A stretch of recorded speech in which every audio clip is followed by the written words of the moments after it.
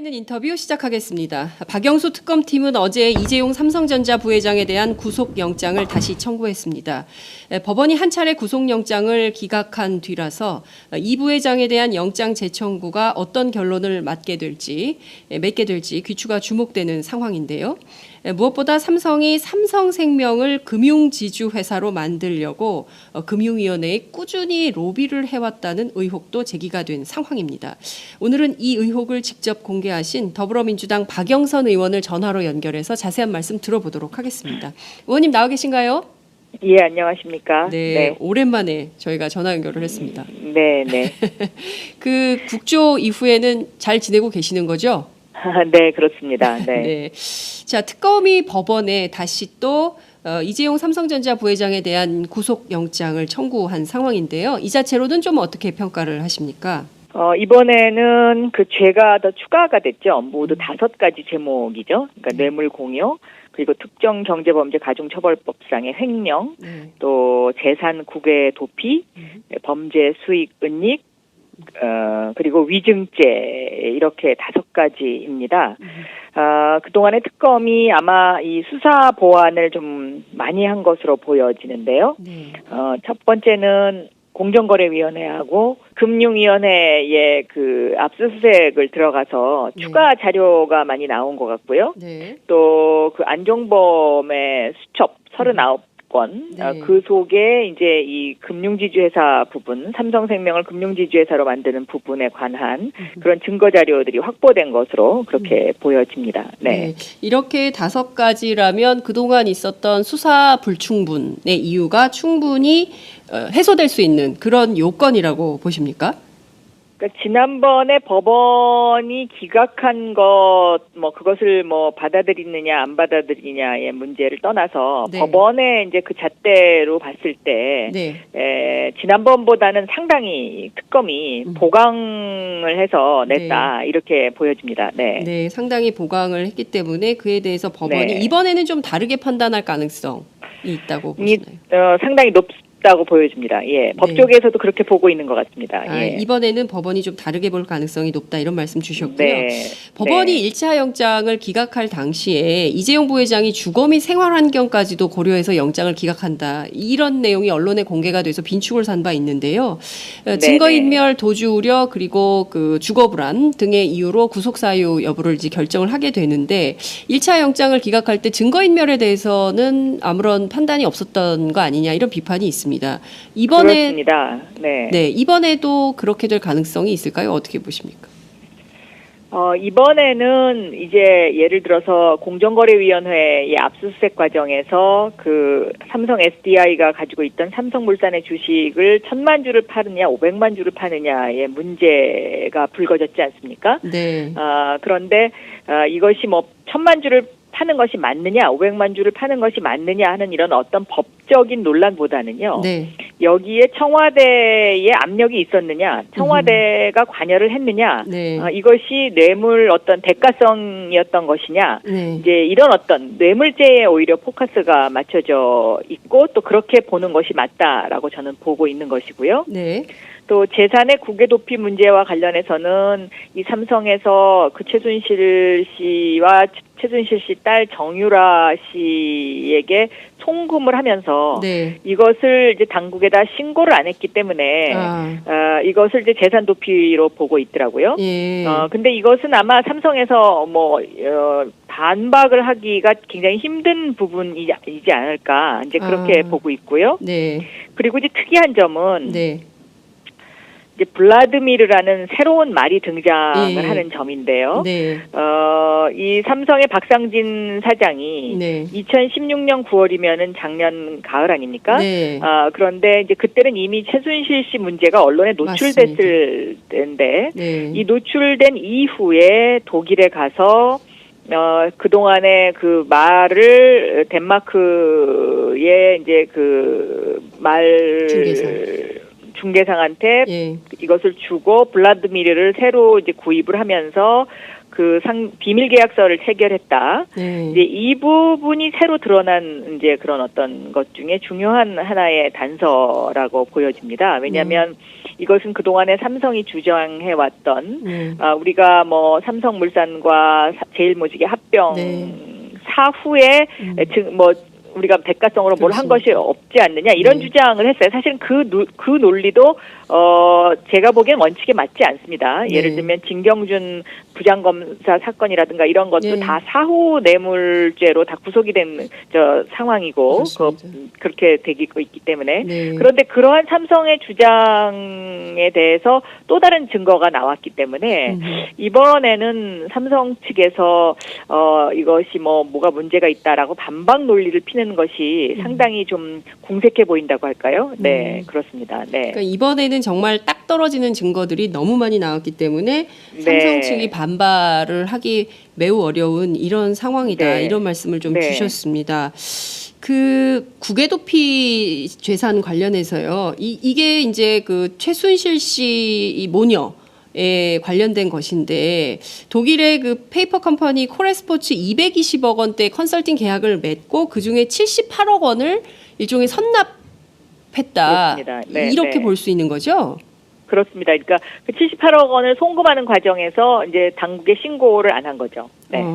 이 자체로 삼성과 최순실 동시에 다 걸릴 수 있는 뇌물죄가 형성되는 것이죠. 수수와 그렇습니다. 그리고 이제 여기에 이제 그 이재용 부회장이 직접적인 관여가 있었느냐 없었느냐의 문제인데요. 그 부분과 관련해서도 2016년 2월 달에 이재용 부회장과 박근혜 대통령의 독대 과정에 대한 안종범 수석의 그 메모가 나오지 않았습니까?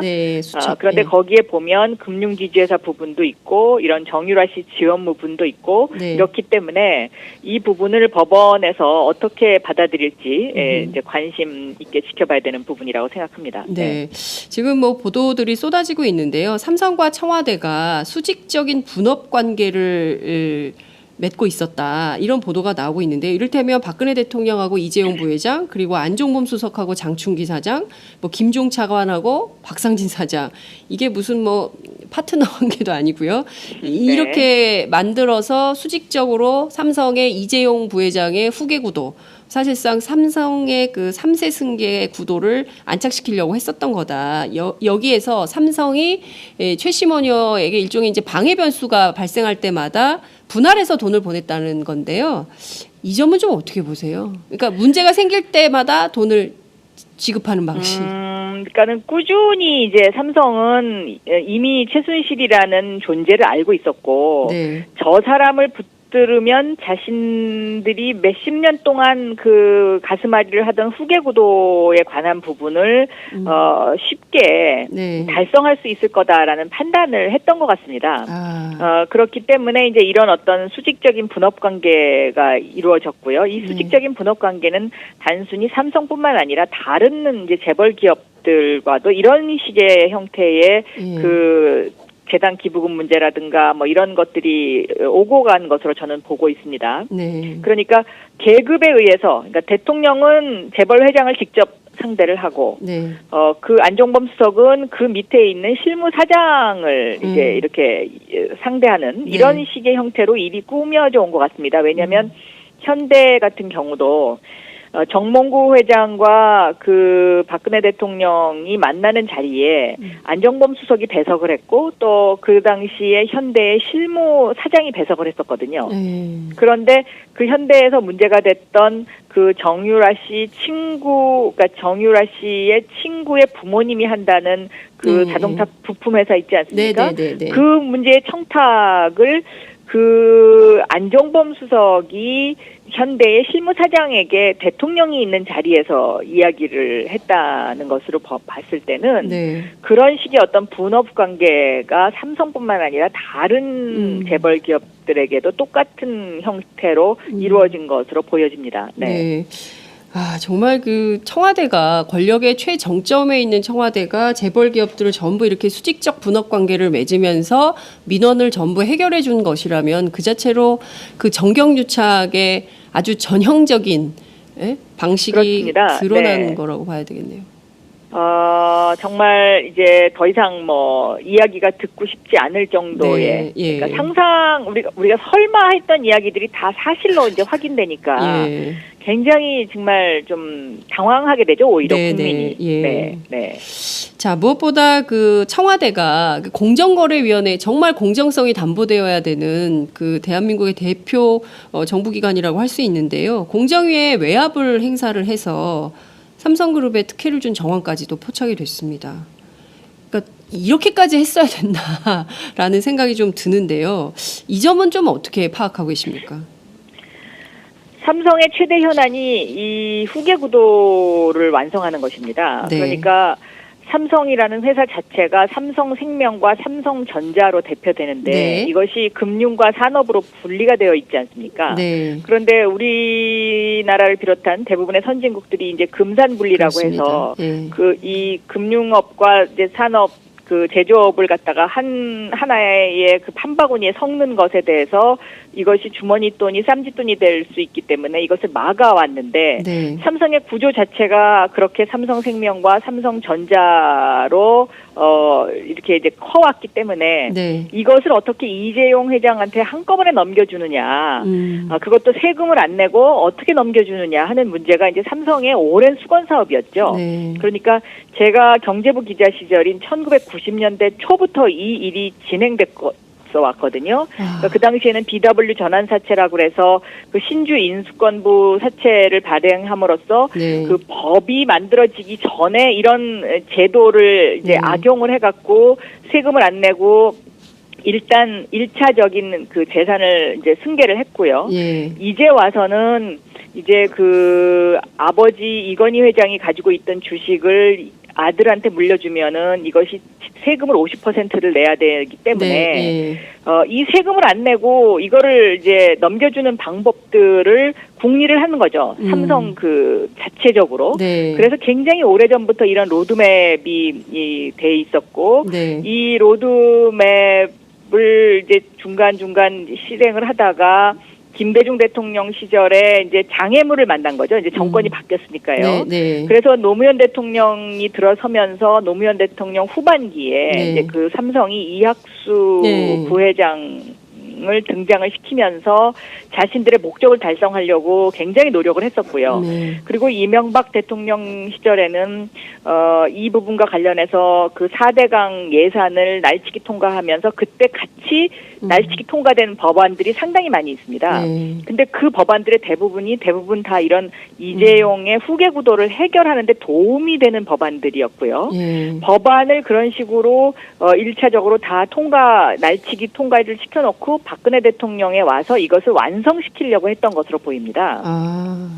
그러다가 이제 지난번 총선 때 그 박근혜 정권이 예상한 대로 한나라당이 180석 예. 되지 못한 상태가 되면서 여소야대 국면이 되면서 지금 일이 이렇게 이제 틀어져 버린 거죠. 최순실이라는 사람의 국정농단 사태가 드러나고요. 네.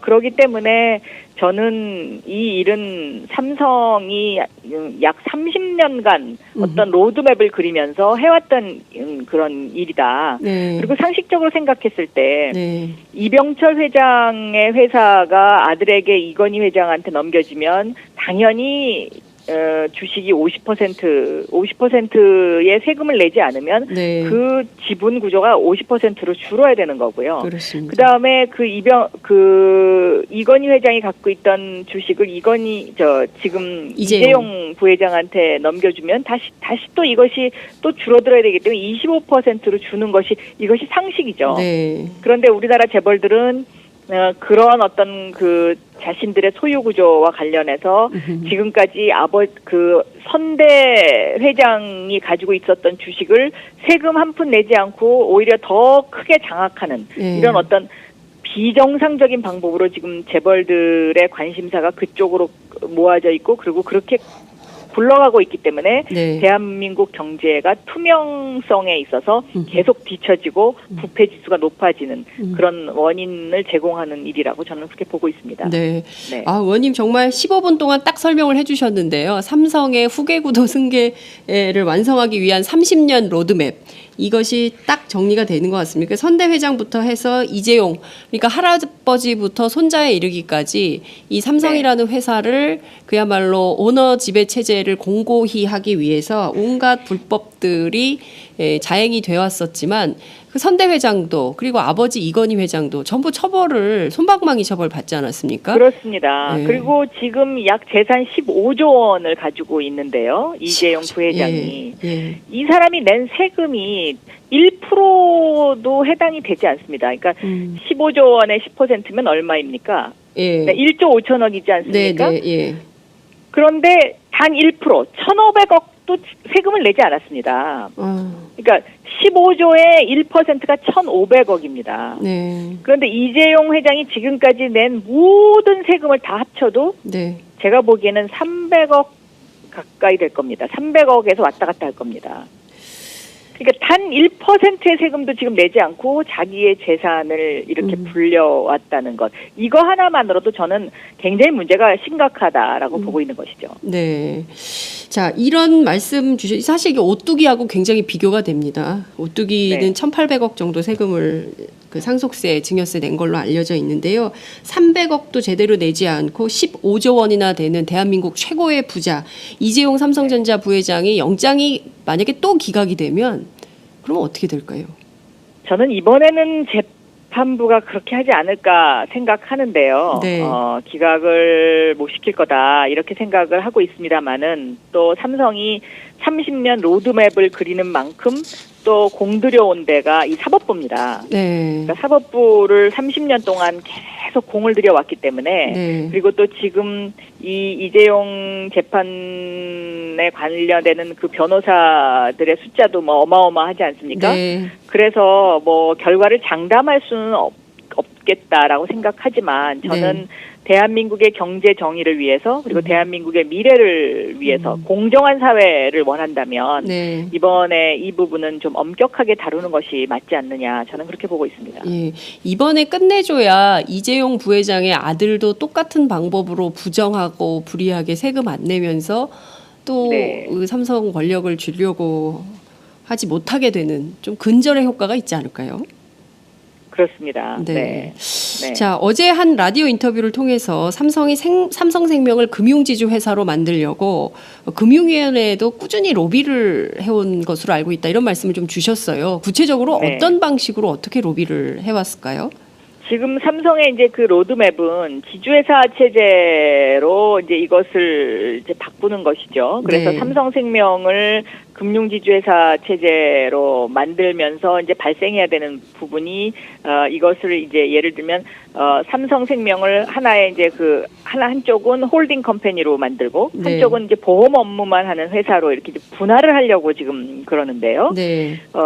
이 과정에서 이제 발생하는 것이 그 삼성생명 보험 계약자들에 대한 준비금입니다. 아, 근데 보험 이 준비금, 네, 이 준비금이 이제 약 한 3조 정도 되는 것으로 제가 알고 있습니다. 네. 그런데 이 3조의 그 준비금을 홀딩 컴퍼니 쪽으로 할 수 있도록 해달라. 이제 이런 어떤 이야기를 지속적으로 해온 것으로 알고 있습니다. 근데 지금 현재로서는 이것이 불가능합니다. 예. 불가능하기 때문에 금융위원회에서 당연히 거절을 하고 있겠죠. 예. 그런데 이 거절하는 것을 계속 지속적으로 좀 가능한 방법이 무엇이겠느냐. 그래서 법을 개정하는 방법까지도 고려를 해서 네. 이 부분에 대한 접근을 계속 해온 것으로 저는 그렇게 듣고 있습니다. 네. 금융위가 즉각적으로 사실 무근이고 삼성이 금융지주 회사 신청서를 낸 적도 없다. 이렇게 반박을 했습니다. 당연히 신청서는 아직 안 냈죠. 신청서를 내게 되면 그건 이미 삼성이 어느 정도 자신들이 원하는 방향으로 그림이 완성됐을 때 신청서를 내겠죠. 네. 그러니까 아직은 네. 그 단계가 아니기 때문에 신청서를 낼 수 없었던 것이고 지금 단계는 지금 법률적으로 전혀 불가능한 바를 합법적으로 합법적으로 할 수가 없는 상황이라서 금융위원회가 2016년 초에 이것을 네. 거절한 것으로 제가 알고 있고요. 네. 2016년 총선 때 네. 한나라당이 180석이 되면 네. 그때 가서 생각해 보자. 이렇게 했던 것으로 제가 그렇게 듣고 있습니다. 그렇군요. 네. 그러니까 지금 자유한국당이 된 그 새누리당이 180석의 네. 의석이 있었다면 그렇게 여소야대 국면이 만들어지지 않았다면 삼성의 의도대로 계획대로 지금 말씀 주신 바가 실현됐을 가능성도 이런 시도가 있었을 가능성이 있습니다. 네. 그렇군요. 자, 지금 어찌됐든 큰 틀에서의 정경유착의 고리를 끊고 특히 이제 삼성의 그 잘못된 불법 행위들을 전부 그 조사해서 특검이 이 법원에 영장을 청구한 이런 상황인데요. 이번에 특검이 삼성만 수사할 수밖에 없다. 시간이 없으므로 다른 재벌 대기업에 대해서는 수사하기 어렵다라는 입장을 어제 밝혔습니다.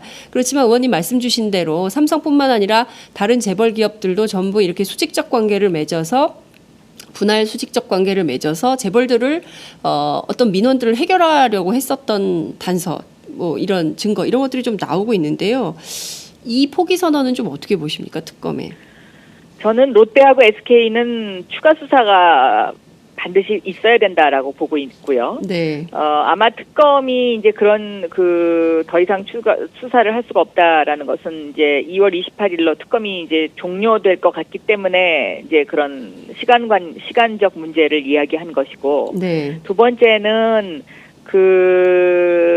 검찰에서 과거에 이제 이 롯데와 SK 부분을 수사를 먼저 했고 삼성을 뒤늦게 수사를 하고 삼성과 관련해서는 전혀 검찰에서 이 부분에서 수사에 관한 어떤 수사만 해놓고 수사를 종결하거나 이러지 않고 특검으로 자료만 넘기지 않았습니까? 네. 그래서 특검이 삼성 수사에 치중할 수밖에 없는 그런 상황이 만들어지지 않았었나 이렇게 보고 있습니다. 네, 그렇군요. 그러면 말씀 주신 대로 특검의 지금 수사 기한이 이제 종료가 되게 되지 않습니까? 연장 가능성은 어떻게 보세요? 저는 이거 연장을 반드시 해야 된다고 생각합니다. 이 부분은 특검이 지금까지 굉장히 중요한 수사들을 많이 했고요. 네. 특히 우병우 전 수석 부분과 관련된 수사도 지금 특검이 거의 손을 못 댄 걸로서 제가 지금 보고 있는데요. 네. 그렇기 때문에 이런 부분에 있어서는 추가 연장은 해야 되는 것 아니냐. 저는 그렇게 보고 있습니다. 네.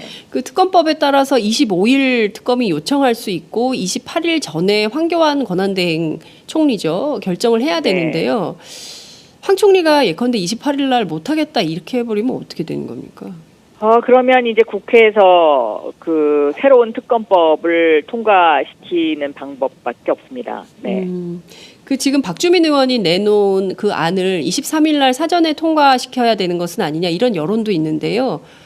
그것은 현실적으로 법사위원장을 하셨기 때문에 판단을 제가 그거는 면밀히 따져보지 않았기 때문에 그걸 23일에 통과시켜야 되는지 그 부분은 제가 확실히 모르겠습니다. 그런데 아마 특검이 이렇게 중간에 잠시 중지하는 그런 것을 방지하려면 23일 날 통과시키는 것이 가장 안전하겠죠. 네. 그런데 그것이 그런 과정을 밟을 수 있을지는 제가 지금 아직 잘 모르겠습니다. 네. 그러니까 지금 새누리당은 극렬히 반대하고 근데 이것은 어떻게 보세요? 모두 권한을 황교안 총리 사인 하나로 결정하도록 한 문제는 없을까요? 글쎄요, 특검법을 만들 때, 그 부분을 좀 좀 세심하게 신경을 썼어야 하지 않느냐 하는 그런 생각도 듭니다. 네. 그러니까 당초에 100일을 하기로 했었던 수사가 70일에서 막히기 때문에 이게 지금 말씀 주신 대로 우병우 수석과 관련된 것도 그리고 또 2014년 문건과 관련된 것도 나머지 재벌 대기업 수사도 좀 어렵게 된 이런 측면에 대해서 국민적 우려가 나오는 것 같습니다. 이런 탓인지는 모르겠지만 특검이 이번에 재벌들이 미르와 K스포츠재단에 출연금을 낸 거 있지 않습니까? 이 자체로 뇌물죄 수사는 안 한다는 입장이 좀 정해지고 있습니다. 왜냐하면 뇌물죄 입증이 어렵다 이렇게 보는 측면도 있다는 건데요. 이 점은 좀 어떻게 보세요? 그거는 제가 좀 뭐라고 말씀드려야 될지 제가 거기는 검토를 못했습니다. 네, 그렇군요. 특검이 어떤 근거로 그런 이야기를 했는지 그 부분은 제가 좀 좀 더 들여다봐야 될 것 같습니다. 네, 알겠습니다. 네. 지금 네. 그 3월 초에 탄핵 심판 결정이 유력하다. 이런 그 분석 기사들은 나오고 있는데요. 반면에 지금 그 이른바 뭐 보수 집회라고 할 수 있죠. 태극기 집회로 명명되는 그 탄핵 기각 집회에 여러 그 김문수 전 지사 등 여러 정치인들, 특히 이제 새누리당 의원들이 참여해가지고 기각서를 주장을 하고 있습니다. 의원님께서는 어떻게 판단하십니까? 저는 탄핵이 3월 9일에서 3월 13일 사이에 그 탄핵 심판 결정이 내려지는 것이 가장 정상적인 것이 아닌가 이제 이렇게 생각이 되고요. 네. 지금 탄핵 기각서를 만들어내는 사람들은 그분들의 희망사항을 이야기하는 것 아닌가 저는 이렇게 보고 있습니다. 네. 희망사항일 뿐이다. 기각할 네. 가능성은 네. 없다. 이렇게 전망하십니까? 기각 가능성은 매우 희박하다. 저는 그렇게 보고 있습니다. 네, 예. 기각 가능성은 매우 희박하다. 이런 말씀을 좀 네. 주셨습니다. 어찌됐든 이 탄핵 심판 결정이 내려지면 기각 가능성은 희박하다고 하셨으니까 인용될 네. 가능성을 보고 조기 대선이 이제 열리게 되는데요. 지금 그 대선의 경선 구도가 더불어민주당 중심으로 진행이 좀 되고 있어요. 지금 더불어민주당 지지율이 뭐 48%까지 올라가 있는 이런 상황인데요. 네. 1위, 2위 싸움이 치열해질 거다. 그리고 또 안희정 충남지사가 상당히 경선에서 그 뒤집을 가능성도 있다. 이렇게 보는 시각도 있습니다. 의원님께서는 어떻게 보세요? 저는 일단은 뭐 현재로서는 더불어민주당의 경선의 역동성을 좀 더 크게 만든다는 차원에서 안희정 지사의 선전에 대해서는 굉장히 긍정적으로 보고 있고요. 네. 만약에 그 선전하지 않고 어떤 한 특정인이 독주를 하게 되면은 그 경선에 국민들의 관심도가 떨어지니까요. 네. 그리고 또 안희정 지사의 선전이 갖고 오는 또 하나의 부수적인 효과는 확장성입니다. 그러니까 그 중도표를 얼만큼 흡수할 수 있느냐, 이제 이것이 관건인데요. 네. 그런 면에서 안희정 지사의 선전은 굉장히 긍정적이다. 저는 그렇게 보고 있습니다. 네. 뭐 이제 그 문재인 대표를 중심으로 해서 좌우에 안희정과 이재명이 있으니 더불어민주당은 다 가졌다 이런 평가도 나오는 것 같습니다. 자, 그런데요. 안희정 지사가 이재용 부회장의 그 구속영장이 처음 기각됐을 당시에 법원의 판단을 존중한다 이런 얘기를 해서 조금 논란이 있었습니다. 그 점은 네. 의원님 어떻게 평가를 하십니까? 저는 뭐 그냥 원론적인 이야기를 한 것으로 이제 그렇게 생각을 하고 있는데요. 다만 이 안희정 지사가 경제를 바라보는 시선 그리고 재벌 개혁에 대한 입장 이런 부분에 대해서는 좀 더 저도 관심 있게 더 들여다봐야 되겠다라는 생각을 갖고 있습니다. 왜냐하면 지금 우리나라가 당면한 여러 가지 문제 중에 어떻게 보면 선진국 무턱에서 멈칫하고 지금 정지하고 있는 상황이지 않습니까? 네. 그런데 이 선진국 문턱을 넘어가기 위해서는 대한민국의 어떤 시스템 자체를 누구에게나 골고루 기회가 주어지고 누구나 공정한 그 판단을 받을 수 있도록 시스템을 바꿔야 되는데 네. 지금 재벌 개혁 문제가 이렇게 국민들한테 화두로 다가오는 이유가 재벌 기업들이 중소기업들에게 주어지는 기회 네. 그리고 중소기업과의 경쟁에서의 공정성 이런 것들을 너무 특혜를 받고 있다라는 그런 이제 관점. 네. 그다음에 두 번째는 재벌의 2세, 3세들이 세금 내지 않고 아버지로부터 그냥 송두리째 네. 다 그냥 받으려 한다는 어떤 그런 것에 대한 대단한 국민들의 분노 네. 이런 것들이 섞여 있기 때문에 이 두 가지를 제도적으로 개선하는 문제 이것은 다음번 대통령이 해야 될 가장 중요한 과제 중에 하나다라고 저는 보고 있습니다. 네, 맞습니다. 촛불 민심이 가장 강력하게 주장하고 있는 것이 바로 정의로운 대한민국입니다. 불공정하게 불평등하게 진행되는 수많은 일들에 대해서 도저히 못 참겠다. 이렇게 해서 촛불을 들고 나오시는 분들이 굉장히 많은 건데요. 그렇다면 지금 뭐 경선은 치열해지고 있다 손 치더라도 중요한 것은 사람보다는 정책 의제 그리고 대안 어떠한 정권 교체가 될 것이냐. 네. 그 컨텐츠가 중요한 거 아니냐라는 요구가 있습니다. 어떤 쟁점이 핵심 쟁점이 대선의 핵심 쟁점이 돼야 된다고 보십니까? 저는 이번에 대선의 핵심 쟁점은 이 정의로운 대한민국을 만들기 위해서 우리가 개선해야 될 그 과제 중에 제일 중요한 과제가 재벌개혁과 검찰개혁 이 두 가지 문제라고 생각하고요. 네. 그리고 또 하나가 안보 문제입니다. 네.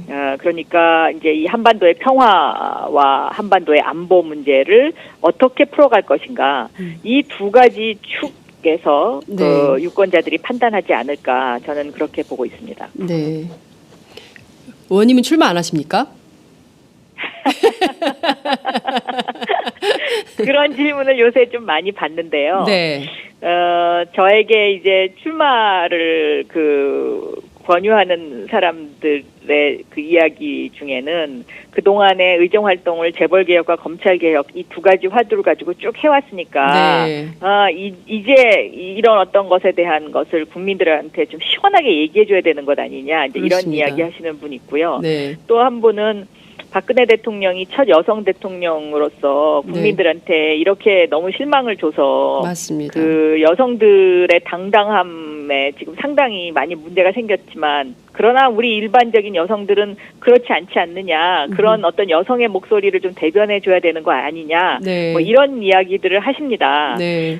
그래서 저도 그런 이야기들을 해주시는 분들에게 굉장히 감사하게 생각을 하고 있습니다. 그러나 지금 뭐 여러 가지 상황을 봤을 때 글쎄요, 제가 아직까지는 과연 내가 지금 출마하는 것이 맞는가 여기에 대한 판단을 잘 못하고 있습니다. 그렇군요. 네. 그러니까 네. 좀 여성 정치인 뭐 그런 얘기가 나와서 상당히 시끄러웠습니다. 뭐 대한민국에 앞으로 100년간 여성 대통령은 없다. 뭐 이런 그 비판을 이 박근혜 대통령을 네. 보면서 특히 이제 트럼프 대통령이 뭐 여성 대통령의 최후를 보려면 한국의 대통령을 봐라. 뭐 이런 얘기를 했기 때문에 이게 굉장히 이제 그 한국의 수많은 그 여성들에게 열패감을 준 이런 상황이기도 한데요. 어쨌든 새로운 여성 정치인의 상을 비전을 마련하면 좋겠다 이런 당부 말씀도 저희가 좀 전해드리겠습니다. 오늘 네. 말씀 잘 들었습니다. 끝으로 한 네, 말씀 감사합니다. 부탁드릴게요. 네, 이제 벌써 2월입니다. 이제 설날도 지나고 입춘도 지나고 정월 대보름도 지났습니다. 이제는 우리가 정유년을 맞아서 정진할 때라고 생각합니다. 모두 힘내시고요. 그리고 늘 희망과 그리고 대한민국의 미래를 위해서 모두 함께 열심히 일해 주시는 모든 분들께 감사드리고 또 저도 열심히 하도록 하겠습니다. 네, 네. 고맙습니다. 네, 감사합니다. 네, 오늘 말씀 여기까지 듣도록 하겠습니다. 지금까지 더불어민주당 박영선 의원과 함께했습니다.